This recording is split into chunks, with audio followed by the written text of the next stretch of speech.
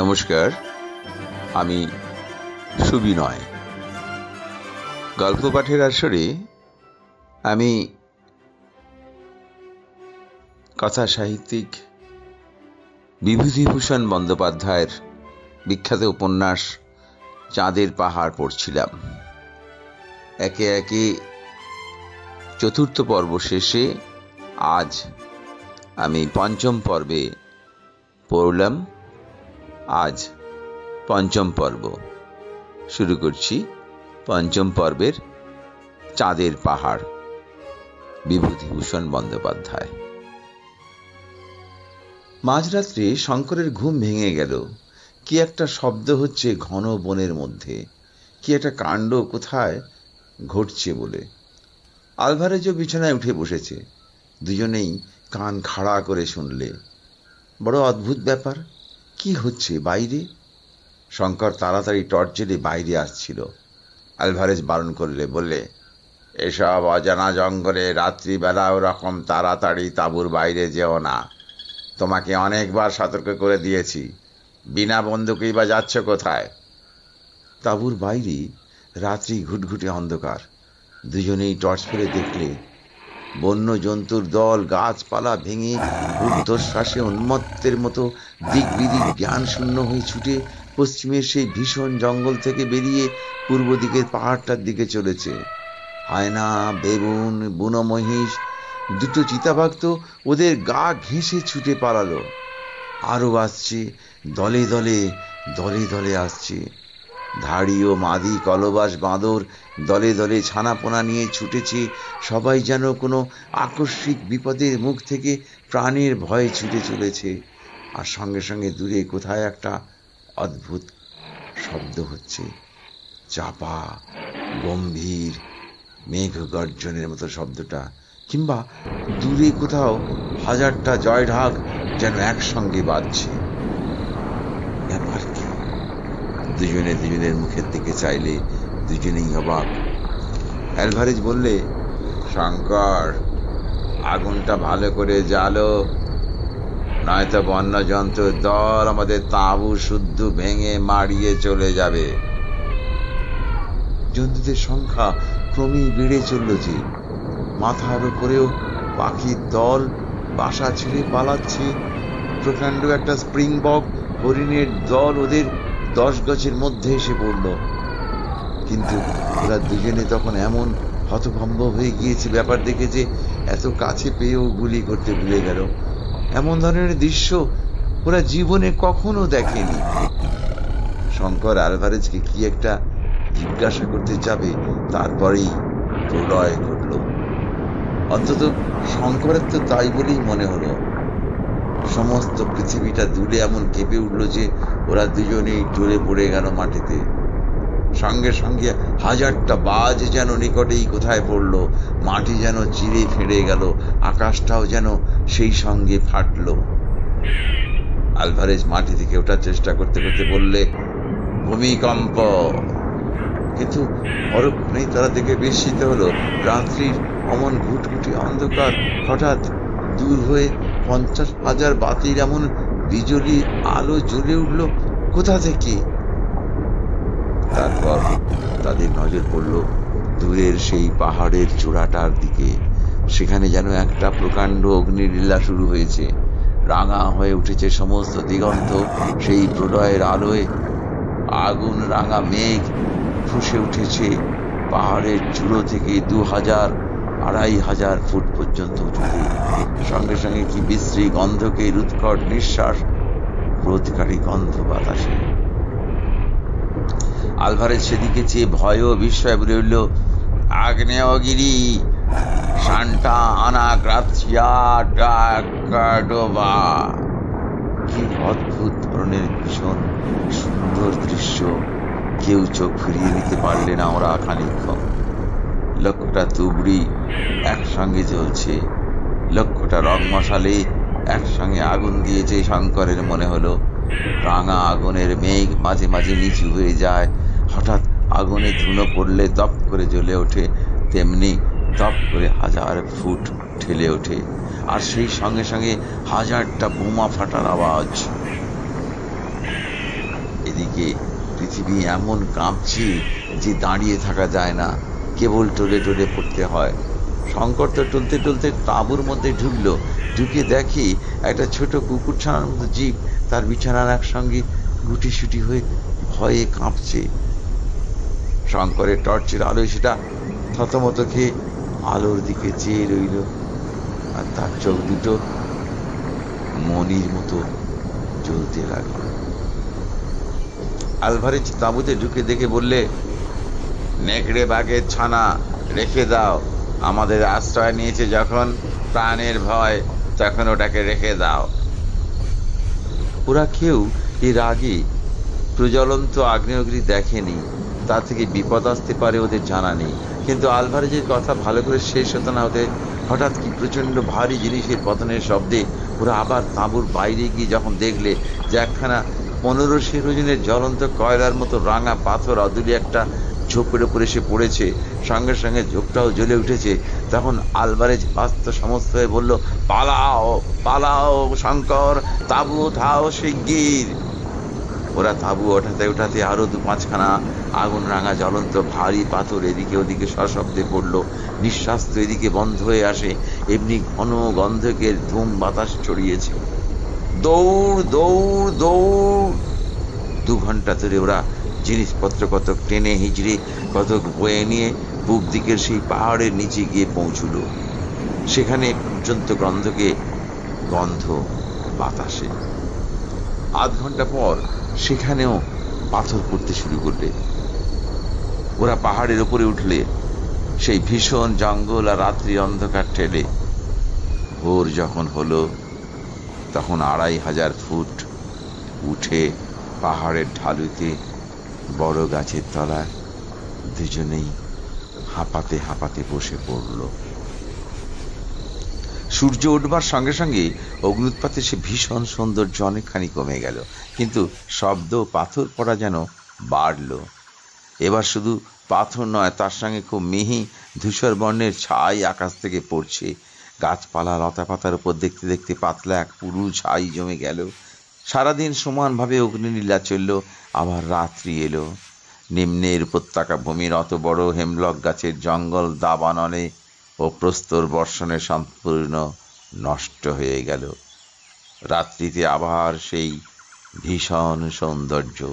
কত দূর পর্যন্ত বন ও আকাশ, কত দূরের দিগন্ত লাল হয়ে উঠেছে পর্বতের অগ্নিকটাহের আগুন। তখন পাথর পড়াটা একটু কেবল কমেছে, কিন্তু সেই রাঙা আগুন ভরা বাষ্পের মেঘ তখনও সেই রকমই দীপ্ত হয়ে আছে। রাত দুপুরের পরে একটা বিরাট বিস্ফোরণের শব্দে ওদের তন্দ্রা ছুটে গেল। ওরা সব ভয়ে চেয়ে দেখলে জ্বলন্ত পাহাড়ের চূড়ার মন্ডুটা উড়ে গিয়েছে। নিচের উপত্যকাতে ছাই, আগুন ও জ্বলন্ত পাথর ছড়িয়ে পড়ে অবশিষ্ট জঙ্গলটাকেও ঢেকে দিয়েছে। আলভারেজ পাথরের ঘায়ে আহত হলো। ওদের তাঁবুর কাপড়ে আগুন ধরে গেল। পেছনের একটা উঁচু গাছের ডাল ভেঙে পড়ল পাথরের চোট খেয়ে। শঙ্কর ভাবছিল, এই জনহীন অরণ্য অঞ্চলে এত বড় একটা প্রাকৃতিক বিপর্যয় যে ঘটে গেল, তা কেউ দেখতেও পেত না যদি তারা না থাকত। সভ্য জগৎ জানেও না আফ্রিকার গহন অরণ্যের এই আগ্নেয়গিরির অস্তিত্ব। কেউ বললেও বিশ্বাস করবে না হয়তো। সকালে বেশ স্পষ্ট দেখা গেল মোমবাতি হাওয়ার মুখে জ্বলে গিয়ে যেমন মাথার দিকে অসমান খাঁজের সৃষ্টি করে, পাহাড়ের চূড়াটাও তেমনি চেহারা হয়েছে। কুলপি বরফটাতে ঠিক যেন কে আর একটা কামড় বসিয়েছে।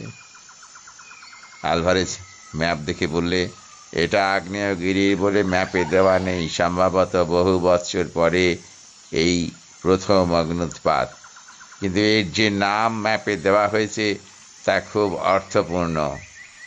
শঙ্কর বললে, কি নাম?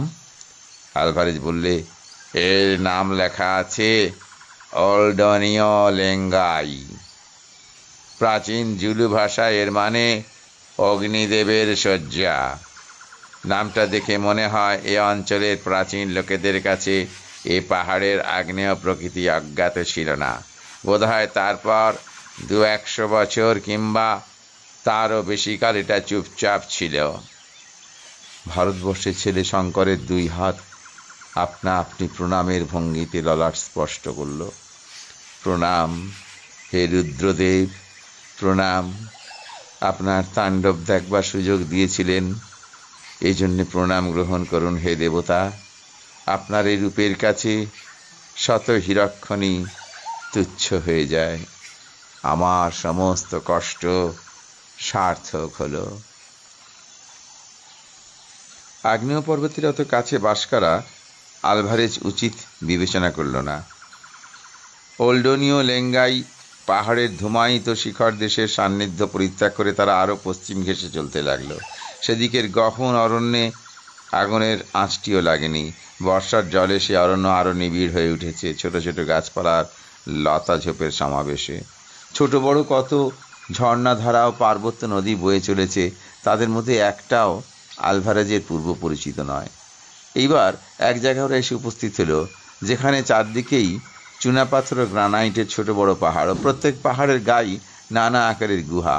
স্থানটার প্রাকৃতিক দৃশ্য রিক্টার্স ভেল্ডের সাধারণ দৃশ্য থেকে একটু অন্যরকম। এখানে বন তত ঘন নয়, কিন্তু খুব বড় বড় গাছ চারিদিকে, আর যেখানে সেখানে পাহাড় ও গুহা। এখানে এসে পর্যন্ত শঙ্করের মনে হয়েছে জায়গাটা ভালো নয়। কি একটা অস্বস্তি, মনের মধ্যে কি একটা আসন্ন বিপদের আশঙ্কা, তা সে না পারে ভালো করে নিজে বুঝতে, না পারে আলভারেজকে বোঝাতে। একদিন আলভারেজ বলল, সব মিথ্যে শঙ্কর, আমরা এখনো বনের মধ্যে ঘুরছি। আজ সেই গাছটা আবার দেখেছি, সেই ডিএ লেখা। অথচ তোমার মনে আছে আমরা যতদূর সম্ভব পশ্চিম দিক ঘেঁষেই চলেছি আজ 15 দিন। কি করে আমরা আবার সেই গাছের কাছে আসতে পারি? শঙ্কর বললে, তবে এখন কি উপায়?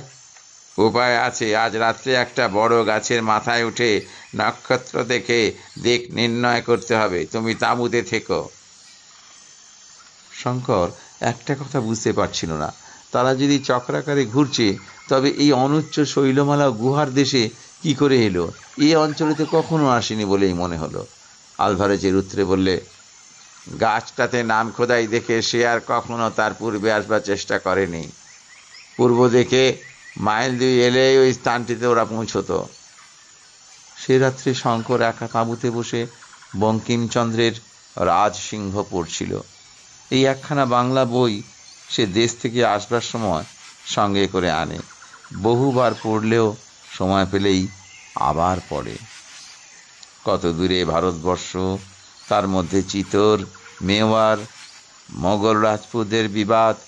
এই অজানা মহাদেশের অজানা মহা অরণ্যানীর মধ্যে বসে সেসব যেন অবাস্তব বলে মনে হয়। তাঁবুর বাইরে হঠাৎ যেন পায়ের শব্দ পাওয়া গেল। শঙ্কর প্রথমটা ভাবলে আলভারেজ গাছ থেকে নেমে ফিরে আসছে বোধ হয়, কিন্তু পরক্ষণেই তার মনে হলো এ তো মানুষের স্বাভাবিক পায়ের শব্দ নয়। কেউ 2 পায়ের থলে জড়িয়ে খুঁড়িয়ে খুঁড়িয়ে মাটিতে পা ঘেঁষে ঘেঁষে টেনে টেনে চললে যেন এমন ধরনের শব্দ হওয়া সম্ভব। আলভারেজের উইনচেস্টার রিপিটারটা হাতের কাছে ছিল, ও সেটা তাঁবুর দরজার দিকে তাক করে বাগিয়ে বসলো। বাইরে পদশব্দটা একবার থেমে গেল, পরেই আবার তাঁবুর দক্ষিণ পাশ থেকে বাঁধিয়ে গেল। একটা কোনো বড় প্রাণীর যেন ঘন ঘন নিঃশ্বাসের শব্দ পাওয়া গেল, ঠিক যেমন পর্বত পার হওয়ার সময় এক রাত্রে ঘটেছিল, ঠিক সেই রকম। শঙ্কর একটু ভয় খেয়ে সংযম হারিয়ে ফেলে রাইফেল ছুঁড়ে বসলো।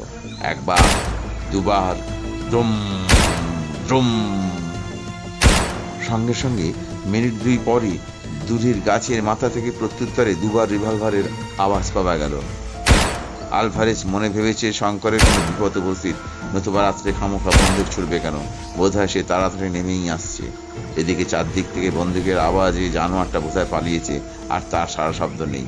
শঙ্কর টর্চ জেলে তাঁবুর বাইরে এসে ভাবলে আলভারেজকে সংকেতে গাছ থেকে নামতে বারণ করবে। এমন সময় কিছু দূরে বনের মধ্যে হঠাৎ আবার 2 বার পিস্তলের আওয়াজ এবং সেই সঙ্গে একটা অস্পষ্ট চিৎকার শুনতে পাওয়া গেল। শঙ্কর পিস্তলের আওয়াজ লক্ষ্য করে ছুটে গেল। কিছু দূরেই গিয়ে দেখলে বনের মধ্যে একটা বড় গাছের তলায় আলভারেজ শুয়ে। টর্চের আলোয় তাকে দেখে ভয়ে বিস্ময়ে শঙ্কর শিউরে উঠল। তার সর্বশরীর রক্ত মাখা, মাথাটা বাকি শরীরের সঙ্গে একটা অস্বাভাবিক কোপের সৃষ্টি করেছে। গায়ের কোটটা ছিন্ন ভিন্ন। শঙ্কর তাড়াতাড়ি ওর পাশে গিয়ে বসে মাথাটা নিজের কোলে তুলে নিয়ে ডাকলে, আলভারেজ, আলভারেজ। আলভারেজের সাড়া নেই। তার ঠোঁট দুটো একবার যেন নড়ে উঠল। কি যেন বলতে গেল। সে শঙ্করের দিকে চেয়েই আছে, অথচ সে চোখে যেন দৃষ্টি নেই, অথবা কেমন যেন নিষ্প্রিয় উদাস দৃষ্টি।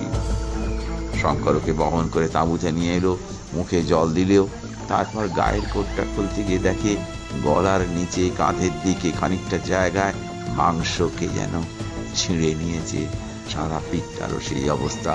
কোন এক অসাধারণ বলশালী জন্তু তীক্ষ্ণ ধার নখে বা দন্তে পিঠখানা চিরে ফালা ফালা করে দিয়েছে। পাশেই নরম মাটিতে কোনো জন্তুর পায়ের দাগ, 3টি মাত্র আঙুল সে পায়ে। সারা রাত্রি সেভাবেই কাটলো। আলভারেজের সাড়া নেই, সংজ্ঞা নেই। সকাল হওয়ার সঙ্গে সঙ্গে হঠাৎ যেন তার চেতনা ফিরে এলো। শঙ্করের দিকে বিস্ময়েরও অচেনা দৃষ্টিতে চেয়ে দেখলে যেন এর আগে সে কখনো শঙ্করকে দেখেনি। তারপর আবার চোখ বুঝল। দুপুরের পর খুব সম্ভবত নিজের মাতৃভাষায় কি সব বকতে শুরু করলো। শঙ্কর এক বর্ণ বুঝতে পারল না। বিকেলের দিকে সে হঠাৎ শঙ্করের দিকে চাইবার সঙ্গে সঙ্গে শঙ্করের মনে হলো সে ওকে চিনতে পেরেছে। এইবার ইংরেজিতে বলল, শঙ্কর, এখনো বসে আছো? তাঁবু ওঠাও, চলো যাই। তারপর অপ্রকৃতিস্থের মতো নির্দেশহীন ভঙ্গিতে হাত তুলে বলল, রাজার ঐশ্বর্য লুকোনো রয়েছে ওই পাহাড়ের গুহার মধ্যে। তুমি দেখতে পাচ্ছ না? আমি দেখতে পাচ্ছি। চলো আমরা যাই। তাঁবু ওঠাও, দেরি করো না, দেরি করো না, দেরি করো না। এই আলভারেজের শেষ কথা। তারপর কতক্ষণ শঙ্কর স্তব্ধ হয়ে বসে রইল। সন্ধ্যা হলো। একটু একটু করে সমগ্র বনানী ঘন অন্ধকারে ডুবে গেল। শঙ্কর তখন চমক ভেঙে তাড়াতাড়ি উঠে আগে আগুন জ্বাললে, তারপর 2টো রাইফেল টোটো ভরে তাঁবুর দোরের দিকে বন্দুকের নল বাগিয়ে আলভারেজের মৃতদেহের পাশে একখানা শতরঞ্জির উপর বসে রইল। তারপর সে রাত্রে আবার নামলো তেমনি ভীষণ বর্ষা। তাঁবুর কাপড় ফুঁড়ে জল পড়ে জিনিসপত্র ভিজে গেল। শঙ্কর তখন কিন্তু এমন হয়ে গিয়েছে যে তার কোনো দিকে দৃষ্টি নেই। এই কমাসে সে আলভারেজকে সত্যি ভালোবেসেছিল। তার নির্ভীকতা, তার সংকল্পে অটলতা, তার পরিশ্রম করবার অসাধারণ শক্তি, তার বীরত্ব শঙ্করকে মুগ্ধ করেছিল। সে আলভারেজকে নিজের পিতার মতো ভালোবাসত। আলভারেজও তাকে তেমনি স্নেহের চোখেই দেখত। কিন্তু এসবের চেয়েও শঙ্করের মনে হচ্ছে বেশি যে আলভারেজ মারা গেল শেষকালে সেই অজ্ঞাত জানোয়ারটারই হাতে, ঠিক জিম কার্টারের মতো। রাত্রি গভীর হওয়ার সঙ্গে সঙ্গে ক্রমে তার মন ভয়ে আকুল হয়ে উঠল। সম্মুখে ভীষণ অজানা মৃত্যুদূত, ঘোর রহস্যময় তার অস্তিত্ব। কখন সে আসবে, কখন বা যাবে, কেউ তার সন্ধান দিতে পারবে না। ঘুমে ঢুলে না পড়ে শঙ্কর মনের বলে জেগে রইল সারা রাত। ও সে কি ভীষণ রাত্রি! যতদিন বেঁচে থাকবে ততদিন রাত্রির কথা সে ভুলবে না। গাছে গাছে, ডালে ডালে, হাজার ধারায় বৃষ্টি পতনের শব্দে ও একটানা ঝড়ের শব্দে অরণ্যানীর অন্য সকল নৈশ শব্দকে আজ ডুবিয়ে দিয়েছে। পাহাড়ের ওপর বড় গাছ মড়মড় করে ভেঙে পড়ছে। এই ভয়ঙ্কর রাত্রিতে সে একা এই ভীষণ অরণ্যানীর মধ্যে। কালো গাছের গুঁড়িগুলো যেন প্রেতের মতো দেখাচ্ছে। অত বড় বৃষ্টিতেও জোনাকির ঝাঁক জ্বলছে। সম্মুখে বন্ধুর মৃতদেহ।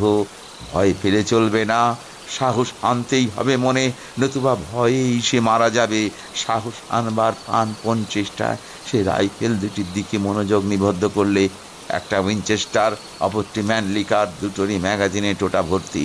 এমন কোনো শরীরধারী জীব নেই যে এই 2 শক্তিশালী অতি ভয়ানক মারণাস্ত্রকে উপেক্ষা করে আজ রাত্রে অক্ষত দেহে তাঁবুতে ঢুকতে পারে। ভয় ও বিপদ মানুষকে সাহসী করে। শঙ্কর সারা রাত সজাগ পাহারা দিল। পরদিন সকালে আলভারেজের মৃতদেহ সে একটা বড় গাছের তলায় সমাধিস্থ করলে এবং 2খানা গাছের ডাল ক্রুশের আকারে শক্ত লতা দিয়ে বেঁধে সমাধির ওপর তা পুঁতে দিলে। আলভারেজের কাগজপত্রের মধ্যে ওপেইটো খনি বিদ্যালয়ের একটা ডিপ্লোমা ছিল। ওর নামে তাদের শেষ পরীক্ষায় আলভারেজ শাসনবাণে উত্তীর্ণ হয়েছিল।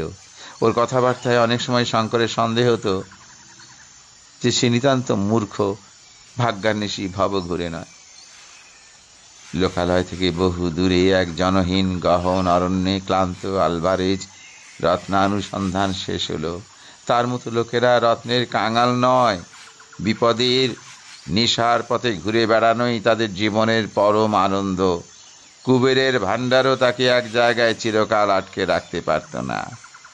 দুঃসাহসিক ভবঘুরের উপযুক্ত সমাধি বটে। অরণ্যের বনস্পতি দল ছায়া দেবে সমাধির উপর। সিংহ, গরিলা, হায়না সজাগ রাত্রি যাপন করবে, আর সবারই ওপরে সবাইকে ছাপিয়ে বিশাল রিক্টার্স ভেল্ট পর্বতমালা অদূরে দাঁড়িয়ে মেঘ হলোকে মাথা তুলে খাড়া পাহারা রাখবে চিরযুগ। বিদায় আলভারেজ। সেদিন সে রাত্রিও কেটে গেল। শঙ্কর এখন দুঃসাহসে মরিয়া হয়ে উঠেছে। যদি তাকে প্রাণ নিয়ে এ ভীষণ অরণ্য থেকে উদ্ধার পেতে হয়, তবে তাকে ভয় পেলে চলবে না। দুদিন সে কোথাও না গিয়ে তাঁবুতে বসে মন স্থির করে ভাববার চেষ্টা করলো সে এখন কি করবে। হঠাৎ তার মনে হলো আলভারেজের সেই কথাটা, সালসবেরি, এখান থেকে পূর্ব দক্ষিণ কোণে আন্দাজ 500-600 মাইল। সালসবেরি, সালসবেরি, দক্ষিণ রোডেশিয়ার রাজধানী সালসবেরি। যে করে হোক পৌঁছুতেই হবে তাকে সালসবেরিতে। সে এখনো অনেক দিন বাঁচবে। তার জন্মকোষ্ঠীতে লেখা আছে এই জায়গায় বেঘরে সে মরতে পারে না, মরবে না। শঙ্কর ম্যাপগুলো ভালো করে দেখলে পর্তুগিজ গভর্নমেন্টের ফরেস্ট সার্ভের ম্যাপ, 1873 সালের রয়্যাল ম্যারিন সার্ভের তৈরি উপকূলের ম্যাপ, ভ্রমণকারী স্যার ফিলিপো ডি ফিলিপের ম্যাপ, এ বাদে আলভারেজের হাতে আঁকা ও জিম কাটারের সইযুক্ত একখানা জীর্ণ বিবর্ণ খসড়া নকশা। আলভারেজ বেঁচে থাকতে সেই সব ম্যাপ বুঝতে একবারও ভালো করে চেষ্টা করেনি। এখন এই ম্যাপ বোঝার উপর তার জীবন মরণ নির্ভর করছে। সালসবেরির সোজা রাস্তা বার করতে হবে। রিক্টার্স ভেল্ট অরণ্যের গোলক ধাঁধা থেকে তাকে উদ্ধার পেতে হবে। সবই এই ম্যাপগুলোর সাহায্যে। অনেক দেখবার পরেও বুঝতে পারলে এই অরণ্য ও পর্বতমালার সম্বন্ধে কোনো ম্যাপেই বিশেষ কিছুই দেওয়া নেই, এক আলভারেজের ও জিম কাটারের খসড়া ম্যাপখানা ছাড়া। তাও এত সংক্ষিপ্ত এবং তাতে এত সাংকেতিক গুপ্ত চিহ্ন ব্যবহার করা হয়েছে যে শঙ্করের পক্ষে তা প্রায় দুর্বোধ্য। কারণ এদের সবসময় ভয় ছিল যে ম্যাপ অপরের হাতে পড়লে পাশে আর কেউ এসে ওদের ধনে ভাগ বসায়। চতুর্থ দিন শঙ্কর সে স্থান ত্যাগ করে আন্দাজ মতো পূর্ব দিকে রওনা হলো। যাবার আগে কিছু বনফুলের মালা গেঁথে আলভারেজের সমাধির উপর অর্পণ করলে। বুশক্রাফট বলে একটা জিনিস আছে। সুবিস্তীর্ণ বিজন গহন অরণ্যানীর মধ্যে ভ্রমণ করবার সময় এ বিদ্যা জানা না থাকলে বিপদ অবশ্যম্ভাবী। আলভারেজের সঙ্গে এতদিন ঘোরাঘুরি করার ফলে শঙ্কর কিছু কিছু বুশক্রাফট শিখে নিয়েছিল। তবু তার মনে সন্দেহ হলো যে এই বন একা পাড়ি দেবার মতো যোগ্যতা শিখিয়ে অর্জন করেছে। শুধু ভাগ্যের উপর নির্ভর করে তাকে চলতে হবে। ভাগ্য ভালো হলে বন পার হতে পারবে, ভাগ্য প্রসন্ন না হলে মৃত্যু অনিবার্য। 2-3টে ছোট পাহাড় সে পার হয়ে চলল। বন কখনো গভীর কখনো পাতলা, কিন্তু বৃহৎ বৃহৎ বনস্পতির আর শেষ নেই। শঙ্করের জানা ছিল যে দীর্ঘ এলিফ্যান্ট ঘাসের জঙ্গল এলে বুঝতে হবে যে বনের প্রান্ত সীমা পৌঁছানো গিয়েছে। কারণ গভীর জঙ্গলে কখনো এলিফ্যান্ট বা টুস্কো ঘাস জন্মায় না। কিন্তু এলিফ্যান্ট ঘাসের চিহ্ন নেই কোনো দিকে, শুধুই বনস্পতি আর নিচু বনঝোপ। প্রথম দিন শেষ হলো এক নিবিড়তর অরণ্যের মধ্যে। শঙ্কর জিনিসপত্র প্রায় সবই ফেলে দিয়ে এসেছিল। কেবল আলভারেজের ম্যানলিকার রাইফেলটা, অনেকগুলো টোটা, জলের বোতল, টর্চ, ম্যাপগুলো, কম্পাস, ঘড়ি, একখানা কম্বল ও সামান্য কিছু ঔষধ সঙ্গে নিয়েছিল। আর নিয়েছিল একটা দড়ির দোলনা। তাঁবুটা যদিও খুব হালকা, কিন্তু তা বয়ে আনা অসম্ভব বিবেচনা ফেলে এসেছে। 2টো গাছের ডালে মাটি থেকে অনেকটা উঁচুতে সে দড়ির দোলনা টাঙালে এবং হিংস্র জন্তুর ভয়ে গাছতলায় আগুন জ্বালালে। দোলনায় শুয়ে বন্দুক হাতে জেগে রইল। কারণ ঘুম অসম্ভব। একে ভয়ানক মশা, তার উপর সন্ধ্যার পর থেকেই গাছতলায় কিছু দূরে একটা চিতাবাঘ যাতায়াত শুরু করলে। গভীর অন্ধকারে তার চোখ জ্বলছে যেন দুটো আগুনের ভাঁটা। শঙ্করের টর্চের আলো ফেললেও পালিয়ে গেল। আবার আধ ঘন্টা পরে ঠিক সেইখানে দাঁড়িয়ে ওর দিকে চেয়ে থাকছে। শঙ্করের ভয় হলো ঘুমিয়ে পড়লে হয়তোবা লাফ দিয়ে দোলনায় উঠে আক্রমণ করবে। চিতাবাঘ অতি ধূর্ত জানোয়ার, কাজেই সারা রাত্রি শঙ্কর চোখের পাতা বোঝাতে পারল না। তার উপর চারিধারে নানা বন্য জন্তুর রব। একবার একটু তন্দ্রা এসেছিল, হঠাৎ কাছেই কোথাও একদল বালক বালিকার খিলখিল হাসির রবে তন্দ্রা ছুটে গিয়ে চমকে জেগে উঠল। ছেলেমেয়েরা হাসলো কোথা থেকে? কোথায় ছেলেমেয়েরা? এই জনমানবহীন অরণ্যে বালক বালিকাদের যাতায়াত করা এত রাত্রে তো হাসা উচিত নয়। পরক্ষণেই তার মনে পড়ল এক জাতীয় বেবুনের ডাক ঠিক ছেলেপুলেদের হাসির মতো শোনায়। আলভারেজ একবার গল্প করেছিল। প্রভাতে সে গাছ থেকে নেমে রওনা হলো। বৈমানিকেরা যাকে বলে ফ্লাইং ব্লাইন্ড, সে সেইভাবে বনের মধ্যে দিয়ে চলেছে, সম্পূর্ণ ভাগ্যের উপরে নির্ভর করে দু চোখ বুঝে। এই দুদিন চলেই সে সম্পূর্ণভাবে দিকভ্রান্ত হয়ে পড়েছে, আর তার উত্তর দক্ষিণ পূব পশ্চিম জ্ঞান নেই। সে বুঝল কোনো মহারণ্যের দিক ঠিক রেখে চলা কি ভীষণ কঠিন ব্যাপার। তোমার চারিপাশে সবসময় গাছের গুঁড়ি অগণিত অজস্র, তার লেখাজোকা নেই। তোমার মাথার ওপর সবসময় ডালপালা লতাপাতার চন্দ্রাতপ, নক্ষত্র চন্দ্র সূর্য দৃষ্টিগোচর হয় না, সূর্যের আলো কম, সবসময় যেন গোধূলি। ক্রোশের পর ক্রোশ যাও, একই ব্যাপার। এদিকে কম্পাস অকেজো, কি করেই বা দিক ঠিক রাখা যায়। পঞ্চম দিনে একটা পাহাড়ের তলায় এসে সে বিশ্রামের জন্য থামল। কাছেই একটা প্রকাণ্ড গুহার মুখ, একটা ক্ষীণ জলস্রোত গুহার ভেতর থেকে বেরিয়ে বনের মধ্যে এঁকে বেঁকে অদৃশ্য হয়েছে। অত বড় গুহা আগে কখনো না দেখার দরুন একটা কৌতূহলের বশবর্তী হই সে জিনিসপত্র বাইরে রেখে গুহার মধ্যে ঢুকলো। গুহার মুখে খানিকটা আলো, ভেতরে বড় অন্ধকার। টর্চ জেলে সন্তর্পণে অগ্রসর হয়ে সে ক্রমশ এমন এক জায়গায় এসে পৌঁছল যেখানে ডাইনে বায়ে আরও দুটো মুখ। ওপরের দিকে টর্চ উঠিয়ে দেখলে ছাদটা অনেকটা উঁচু। সাদা শক্ত নুনের মতো ক্যালসিয়াম কার্বনেটের সরু মোটা ঝুড়ি ছাদ থেকে ঝাড় লণ্ঠনের মতো ঝুলছে। গুহার চারদিকে দেওয়ালগুলো ভিজে, গা বেয়ে অনেক জায়গায় জল খুব ক্ষীণ ধারায় ঝরে পড়ছে। শঙ্কর ডাইনের গুহায় ঢুকল। সেটা ঢুকবার সময় সরু কিন্তু ক্রমশ প্রশস্ত হয়ে গিয়েছে। পায়ে পাথর নয়, ভিজে মাটি। টর্চের আলোয় মনে হলো গুহাটা ত্রিভুজ আকৃতির। ত্রিভুজের ভূমির এক কোণে আর একটা গুহামুখ। সেটা দিয়ে ঢুকে শঙ্কর দেখলে সে যেন দুধারে পাথরের উঁচু দেওয়ালগুলো একটা সংকীর্ণ গলির মধ্যে এসেছে। গলিটা আঁকা বাঁকা, একবার ডাইনে একবার বাঁয়ে সাপের মতো এঁকে বেঁকে চলেছে। শঙ্কর অনেক দূর চলে গেল গলিটা ধরে। ঘন্টা দুই এতে কাটলো। তারপর সে ভাবলে এবার ফেরা যাক, কিন্তু ফিরতে গিয়ে সে আর কিছুতেই সেই ত্রিভুজ আকৃতি গুহাটা খুঁজে পেল না। কেন? এই তো সেই গুহা থেকেই এই সরু গুহাটা বেরিয়েছে। সরু গুহা তো শেষ হয়ে গেল, তবে সেই ত্রিভুজ গুহাটা কোথায়? অনেকক্ষণ খোঁজাখুঁজির পর শঙ্করের হঠাৎ কেমন আতঙ্ক উপস্থিত হলো। সে গুহার পথ হারিয়ে ফেলেনি তো? সর্বনাশ! সে বসে আতঙ্ক দূর করবার চেষ্টা করলো। ভাবলে না, ভয় পেলে তার চলবে না। স্থির বুদ্ধি ভিন্ন এই বিপদ থেকে উদ্ধারের উপায় নেই। মনে পড়ল আলভারেজ তাকে বলে দিয়েছিল অপরিচিত স্থানে বেশি দূর অগ্রসর হবার সময় পথের পাশে সে যেন কোনো চিহ্ন রেখে যায়, যাতে আবার সেই চিহ্ন ধরে ফিরতে পারে। এই উপদেশ সে ভুলে গিয়েছিল। এখন উপায়? টর্চের আলো জ্বালতে তার আর ভরসা হচ্ছে না। যদি ব্যাটারি ফুরিয়ে যায় তবে নিরুপায়। গুহার মধ্যে অন্ধকার সূচিবেদ্য। সেই দূর নিরীক্ষ অন্ধকারে এক পা অগ্রসর হওয়া অসম্ভব। পথ খুঁজে বার করা তো দূরের কথা। সারাদিন কেটে গেল, ঘড়িতে সন্ধ্যা 7টা। এদিকে টর্চের আলো রাঙা হয়ে আসছে ক্রমশ। ভীষণ গুমট গরম গুহার মধ্যে, তাছাড়া পানীয় জল নেই। পাথরের দেওয়াল বেয়ে যে জল চুঁয়ে পড়ছে তার আস্বাদ কষা, খার, ঈষৎ লোনা। তার পরিমাণও বেশি নয়। জিভ দিয়ে চেটে খেতে হয় দেওয়ালের গা থেকে। বাইরে অন্ধকার হয়েছে নিশ্চয়ই। 7:30 বাজলো। 8টা, 9টা, 10টা। তখনও শঙ্কর পথ আদ্রাচ্ছে। টর্চের পুরনো ব্যাটারি জ্বলছে সমানে। বেলা 3টে থেকে। এইবার তো ক্ষীণ হয়ে এসেছে।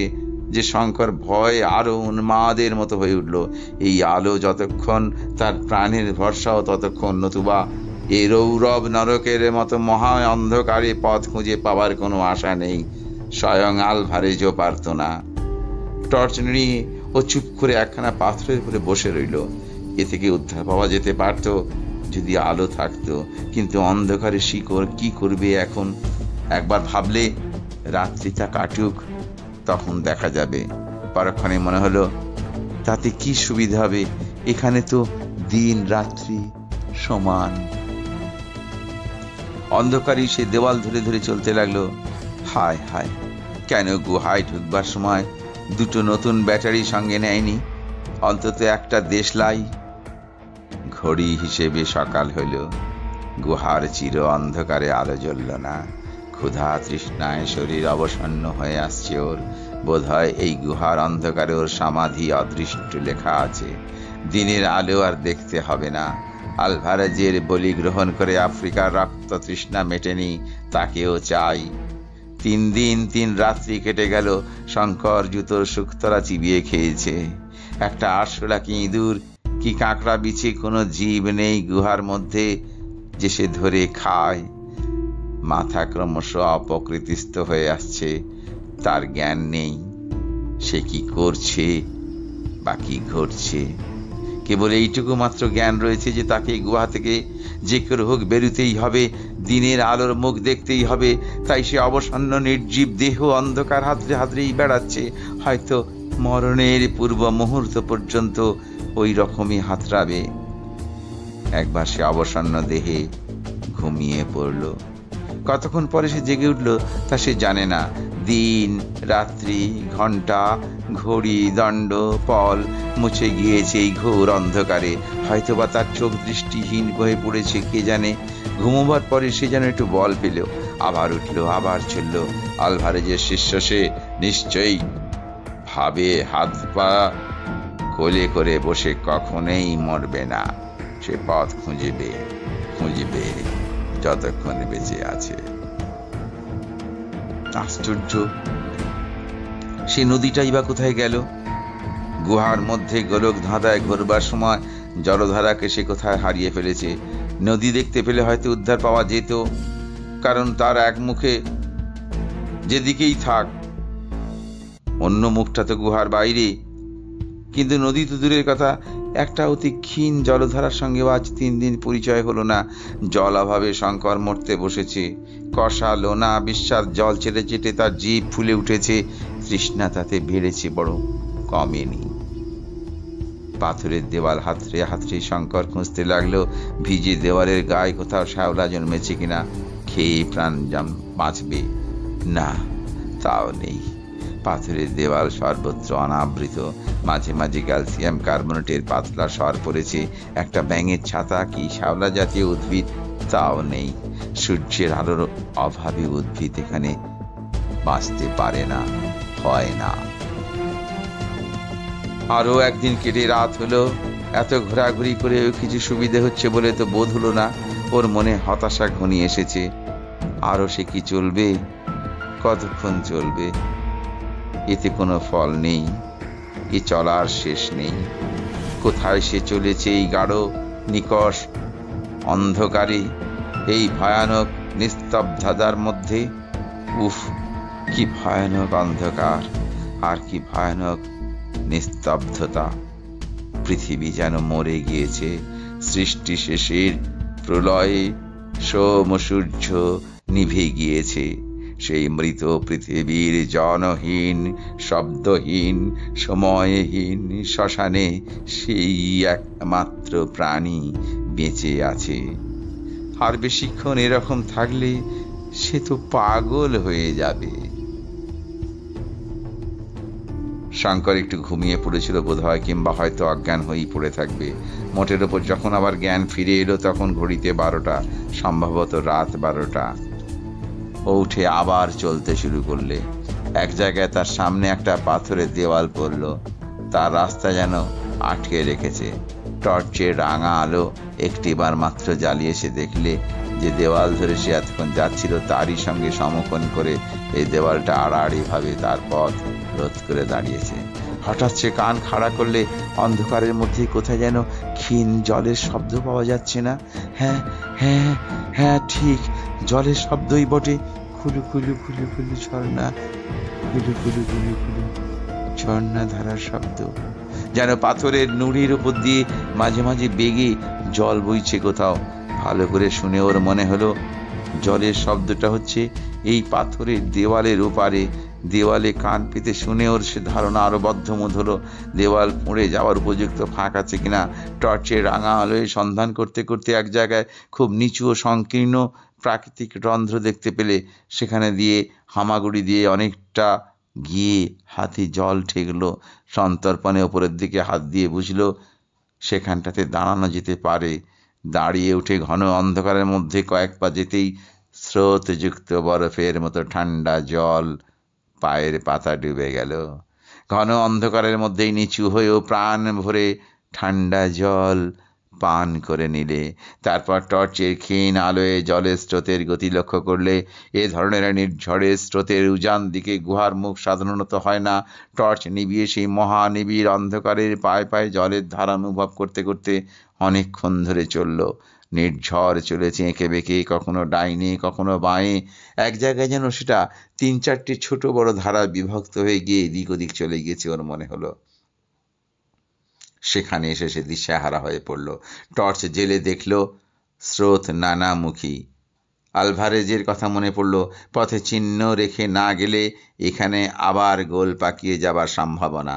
নিচু হয়ে চিহ্ন রেখে যাওয়ার উপযোগী কিছু খুঁজতে গিয়ে দেখল স্বচ্ছ নির্মল জলধারার এপারে ওপারে দুপারে এক ধরনের পাথরের নুড়ি বিস্তর পড়ে রয়েছে। সেই ধরনের পাথরের নুড়ির উপর দিয়েও প্রধান জলধারা বয়ে চলেছে। অনেকগুলো নুড়ি পকেটে নিয়ে সে প্রত্যেকটা শাখার শেষ পর্যন্ত পরীক্ষা করবে ভেবে দুটো নুড়ি ধারার পাশে রাখতে রাখতে গেল। একটা স্রোত থেকে খানিকটা দূর গিয়ে আবার অনেকগুলো ফেকড়ে বেরিয়েছে। প্রত্যেক সংযোগস্থলেও নুড়ি সাজিয়ে একটা এস অক্ষর তৈরি করতে রাখল। এস শঙ্কর। অনেকগুলো স্রোত শাখা আবার ঘুরে শঙ্কর যেদিক থেকে এসেছিল সেদিকেই যেন ঘুরে গেল। পথে চিহ্ন রেখে গিয়েও শঙ্করের মাথা গোলমাল হয়ে যাবার জোগাড় হলো। একবার শঙ্করের পায়ে খুব ঠান্ডা কি ঠেকতেই সে আলো জেলে দেখল জলের ধারে এক প্রকাণ্ডকায় অজগর পাইথন কুণ্ডুলি পাকিয়ে আছে। পাইথন ওর স্পর্শে আলস্য পরিত্যাগ করে মাথাটা উঠিয়ে কৌড়ির ধনার মতো চোখ চাইতেই টর্চের আলোয় দিশাহারা হয়ে গেল। নতুবা শঙ্করের প্রাণ সংশয় হয়ে উঠত। শঙ্কর জানে অজগর সাপ অতি ভয়ানক জন্তু। বাঘসিংহের মুখ থেকেও হয়তো পরিত্রাণ পাওয়া যেতে পারে। অজগর সাপের নাকপাশ থেকে উদ্ধার পাওয়া অসম্ভব। একটিবার লেজ ছুঁড়ে পা জড়িয়ে ধরলে আর দেখতে হতো না। এবার অন্ধকারে চলতে আর ভয়ানক ভয় করছিল। কি জানি আবার কোথায় কোন পাইথন সাপ কুণ্ডলি পাকিয়ে শুয়ে আছে। 2-3টে স্রোত শাখা পরীক্ষা করে দেখবার পরে ও তার নিজের চিহ্নের সাহায্যে পুনরায় সংযোগস্থলে ফিরে এলো। প্রধান সংযোগস্থলেও নুড়ি দিয়ে একটা ক্রুশ চিহ্ন করে দিয়ে গেছিল। এবার ওরই মধ্যে যেটাকে প্রধান মনে হলো সেটা ধরে চলতে চলতে গিয়ে দেখল সেটাও সোজা মুখে যায়নি। তারও নাড়া ফ্যাকড়া বেরিয়েছে কিছু দূর গিয়েই। এক এক জায়গায় গুহার ছাদ এত নিচু হয়ে নেমে এসেছে কুঁজো হয়ে, কোথাও বা মাজা দুমড়ে অশীতিপর বৃদ্ধের ভঙ্গিতে চলতে হয়। হঠাৎ এক জায়গায় টর্চ জেলে সেই অতি ক্ষীণ আলোতেও শঙ্কর বুঝতে পারল গুহাটা যেখানে ত্রিভুজাকৃতি, সেই ত্রিভুজ গুহা যাকে খুঁজে বার করতে না পেরে মৃত্যুর দ্বার পর্যন্ত যেতে হয়েছিল। একটু পরেই দেখলে বহু দূরে যেন অন্ধকারের ফ্রেমে আটা কয়েকটা নক্ষত্র জ্বলছে। হ্যাঁ হ্যাঁ, গুহার মুখ। এবার আর ভয় নেই। এ যাত্রার মতো সে বেঁচে গেল। শঙ্কর যখন বাইরে এসে দাঁড়ালো তখন রাত 3টে। সেখানটার গাছপালা কিছু কম। মাথার ওপর নক্ষত্র ভরা আকাশ দেখা যায়। রৌরবের মহা অন্ধকার থেকে বার হয়ে এসে রাত্রের নক্ষত্রালোকিত স্বচ্ছ অন্ধকার তার কাছে দীপালোক খচিত নগর পথের মতো মনে হলো। প্রাণ ভরে সে ভগবানকে ধন্যবাদ দিলে এই অপ্রত্যাশিত মুক্তির জন্যে। ভোর হলো, সূর্যের আলো গাছের ডালে ডালে ফুটল। শঙ্কর ভাবলে এই অমঙ্গলজনক স্থানে আর একবারও সে থাকবে না, এক দণ্ড সে থাকবে না। পকেটে একখানা পাথরের নুড়ি তখনও ছিল, ফেলে না দিয়ে গুহার বিপদকে স্মারক স্বরূপ সেখানে সে কাছে রেখে দিলে। পরদিন এলিফ্যান্ট ঘাস দেখা গেল বনের মধ্যে। সেদিনই সন্ধ্যার পূর্বে অরণ্য শেষ হয়ে গেল, খোলা জায়গা দেখা দিল। রাত্রে শঙ্কর অনেকক্ষণ বসে ম্যাপ দেখল। সামনে যে মুক্ত প্রান্তবৎ দেশ পড়ল, এখান থেকে এটা প্রায় 300 মাইল বিস্তৃত, একেবারে জাম্বসী নদীর তীর পর্যন্ত। এই 300 মাইলের খানিকটা পড়েছে বিখ্যাত কালাহারি মরুভূমির মধ্যে, প্রায় 175 মাইল অতি ভীষণ জনমানবহীন, জলহীন, পথহীন মরুভূমি। মিলিটারি ম্যাপ থেকে আলভারেজ নোট করেছে যে এই অঞ্চলের উত্তর পূর্ব কোণ লক্ষ্য করে একটি বিশেষ পথ ধরে না গেলে মাঝামাঝি পার হতে যাওয়া মানে মৃত্যু। ম্যাপের নাম দিয়েছে তৃষ্ণার দেশ, থ্রাস্টল্যান্ড ট্রেক। রোডেশিয়া পৌঁছতে পারলে যাওয়াটা অনেকটা সহজ হয়ে উঠবে, কারণ সেসব স্থানে মানুষ আছে। শঙ্কর এখানে অত্যন্ত সাহসের পরিচয় দিল। পথের এই ভয়ানক অবস্থা জেনে শুনেও সে দমে গেল না, হাত পা হারা হয়ে পড়ল না। এই পথেই আলভারেজ একা গিয়ে সালসবারি থেকে টোটা ও খাবার কিনে আনবে বলেছিল। 62 বছরের বৃদ্ধ যা পারবে বলে স্থির করেছিল, সে তা থেকে পিছিয়ে যাবে? কখনো না। কিন্তু সাহস ও নির্ভীকতা এক জিনিস, জ্ঞান ও অভিজ্ঞতা সম্পন্ন অন্য জিনিস। ম্যাপ দেখে গন্তব্যস্থানের দিক নির্ণয় করার ক্ষমতা শঙ্করের ছিল না। সে দেখলে ম্যাপের সে কিছুই বোঝে না। মিলিটারি ম্যাপগুলোতে দুটো মরু মধ্যে কূপের অবস্থান স্থানের ল্যাটিচিউড ল্যাঙ্গিচিউড দেওয়া আছে। ম্যাগনেটিক নর্থ আর টু নর্থ কি একটা গোলমালে অঙ্ক কষে বার করত আলভারেজ। শঙ্কর দেখেছিল, কিন্তু শিখে নেয়নি। সুতরাং অদৃষ্টির উপর নির্ভর করছে উপায় কি? অদৃষ্টির উপর নির্ভর করেই শঙ্কর এই দুস্তর মরুভূমিতে পাড়ি দিতে প্রস্তুত হলো। ফলে 2 দিন যেতে না যেতেই শঙ্কর সম্পূর্ণ দিগ্ভ্রান্ত হয়ে পড়ল। ম্যাপ দৃষ্টে যে কোনো অভিজ্ঞ লোক যে জলাশয়ে চোখ বুজে খুঁজে বার করতে পারত শঙ্কর তার 3 মাইল উত্তর দিকে চলে গেল, অথচ তখনও তার জলের কোনো চিহ্ন মাত্র রইল না। জল তার ফুরিয়ে এসেছে। নতুন পানীয় জল সংগ্রহ করে না নিলে জীবন অবশ্যম্ভাবী বিপন্ন হয়ে যাবে। প্রথমত শুধু প্রান্তর আর পাহাড়, ক্যাকটাস ও ইউফোরবিয়ার বন, মাঝে মাঝে গ্রানাইটের স্তূপ। তারপর কি ভীষণ কষ্টের সে পথ চলা। খাদ্য নেই, জল নেই, পথ নেই, মানুষের মুখ দেখা নেই। দিনের পর দিন শুধু সুদূর শূন্য দিগ্বলয় লক্ষ্য করে সে হতাশ পথযাত্রা। মাথার উপর আগুনের মতো সূর্য, পায়ের নিচে বালি, পাথর যেন জ্বলন্ত অঙ্গার। সূর্য উঠছে, অস্ত যাচ্ছে, নক্ষত্র উঠছে, চাঁদ উঠছে, আবার অস্ত যাচ্ছে। মরুভূমির গিরগিটি একঘেয়ে সুরে ডাকছে, ঝিঝি ডাকছে সন্ধ্যায়, গভীর নিশীথে। মাইল ফলক নেই, কত মাইল অতিক্রম করা হলো তার হিসেব নেই। খাদ্য 2-1টা পাখি, কখনো বা মরুভূমির গুজার্ড শকুনি, যার মাংস বিস্বাদ। এমনকি একদিন একটা পাহাড়ি বিষাক্ত কাঁকড়া বিছে, যার দংশন মৃত্যু, তাও যেন পরম সুখাদ্য। সেটা মিললেও মহা সৌভাগ্য। 2 দিন ঘোর তৃষ্ণায় কষ্ট পাওয়ার পর পাহাড়ের ফাটলে একটা জলাশয় পাওয়া গেল, কিন্তু জলের চেহারা লাল। কতগুলো কি পোকা ভাসছে জলে। ডাঙায় একটা কি জন্তু মরে পচে ঢোল হয়ে আছে। সেই জলই আকণ্ঠ পান করে শঙ্কর প্রাণ বাঁচালে। দিনের পর দিন কাটছে, মাস গেল কি সপ্তাহ গেল কি বছর গেল হিসেব নেই। শঙ্কর রোগা হয়ে গিয়েছে, শুকিয়ে। কোথায় চলেছে তার কিছু ঠিক নেই। শুধু সামনের দিকে যেতে হবে এই জানে। সামনের দিকেই তো ভারতবর্ষ, সামনের দিকেই তো বাংলাদেশ। তারপর পড়ল আসল মরু, কালাহারি মরুভূমির অংশ। দূর থেকে তার চেহারা থেকে শঙ্কর ভয়ে শিউরে উঠল।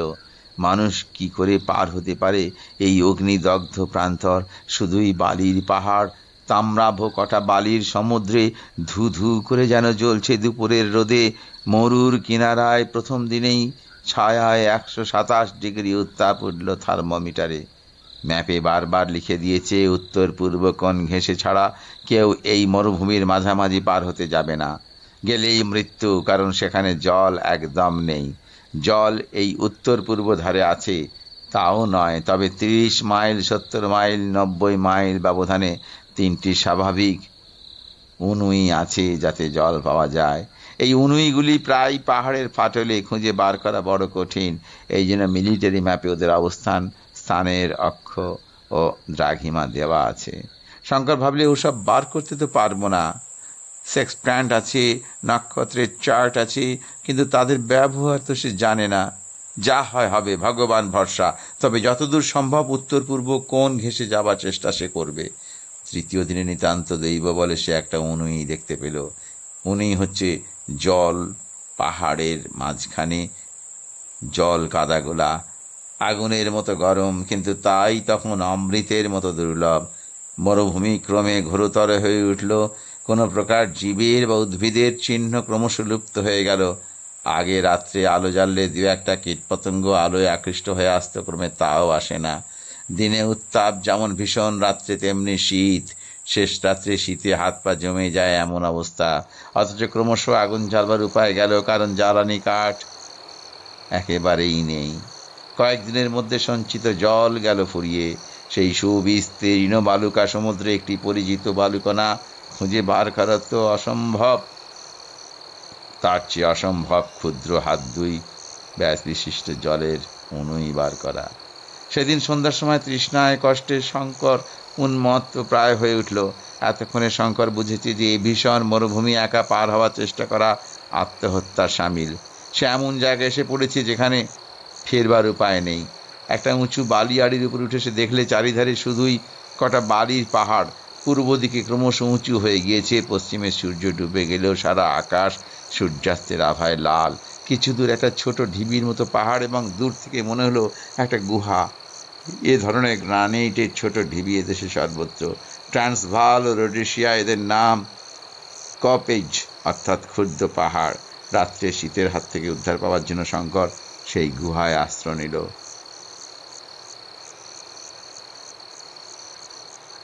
চাঁদের পাহাড় গল্পের 5ম পর্ব এখানে শেষ করলাম। এরপর 6ষ্ঠ পর্বতে আমি চাঁদের পাহাড় শেষ করব। নমস্কার।